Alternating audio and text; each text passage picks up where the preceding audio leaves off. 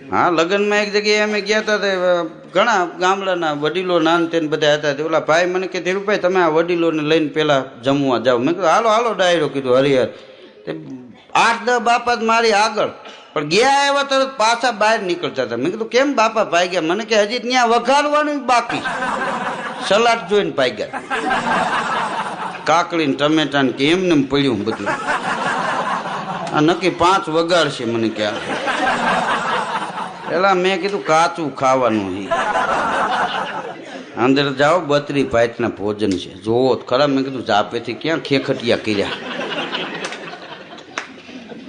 હા, અંદર જમી લીધું તો 2-3 જણા તો જઈમાં પછી સૂપ પીતા.